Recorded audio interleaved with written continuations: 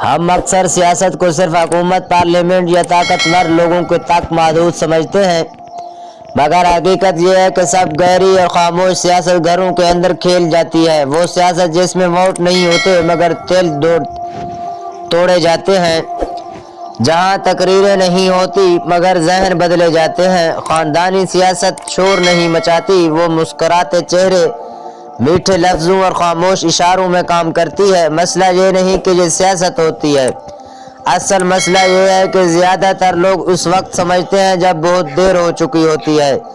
اگر ان 4 اصولوں کو وقت پر پہچان لیا جائے تو بڑے بڑے ٹوٹے رشتے بچ سکتے ہیں۔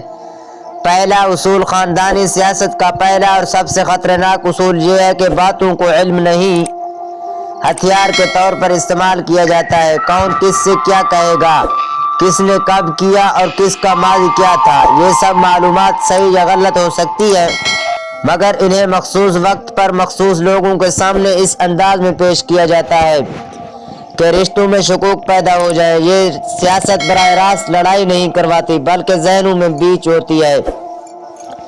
آہستہ آہستہ اعتماد کمزور ہوتا ہے اور خاندان خود بخود 2 حصوں میں بٹنے لگتا ہے۔ دوسرا اصول کھلا مقابلہ خاندانی سیاست میں کم ہوتا ہے، زیادہ تر کھیل موازنوں کا ہوتا ہے۔ دیکھو فلاں کی اولاد کہاں پہنچ گئی، ہم نے تو تمہارے حق میں تھے مگر دوسرے نے زیادہ سمجھداری کی۔ ایسے جملے بظاہر نصیحت لگتے ہیں مگر اصل میں دلوں میں مقابلہ، حسد اور احساس کمتری پیدا کرتے ہیں۔ خاموش موازنہ انسان کو اپنے ہی گھر میں غیر محفوظ محسوس کرواتا ہے اور یہی عدم تحفظ آگے چل کر بڑے جھگڑوں کو بنیاد۔ تیسرا اصول خاندانی سیاست میں سب سے خطرناک کردار وہ ہوتا ہے جو خود کو درمیانی، سمجھدار اور سب کا خیر خواہ ظاہر کرتا ہے۔ یہ لوگ بظاہر جھگڑا ختم کرانے آتے ہیں مگر دراصل بات کو اس انداز میں آگے بڑھاتے ہیں کہ دونوں طرف غلط فہمیاں اور گہری ہو جائے۔ یہ اصول اس لیے خطرناک ہے کیونکہ اس میں الزام لگانے والا صاف نظر نہیں آتا اور نقصان خاموشی سے ہو جاتا ہے۔ چوتھا اصول یہ سیاست احسان کے نام پر کھیلی جاتی ہے۔ ہم نے تمہارے لیے یہ کیا تھا، ہم نے اس وقت ساتھ دیا تھا۔ یہ جملے بظاہر قربانی لگتے ہیں مگر حقیقت میں جذباتی قرض ہوتے ہیں۔ جب انسان بار بار یاد دلایا جائے کہ وہ کسی کا مقروض ہے تو وہ اپنے حق کے لیے بولنا چھوڑ دیتا ہے۔ یہی خاموشی خاندانی سیاست کو طاقت دیتی ہے اور ایک فرد کو آہستہ آہستہ بھی اختیار بنا دیتی ہے۔ خاندانی سیاست تلوار لے کر نہیں آتی، وہ مسکراہٹ اوڑھ کر آتی ہے۔ وہ لڑائی نہیں کرواتی، وہ فیصلے پیدا کرتا ہے۔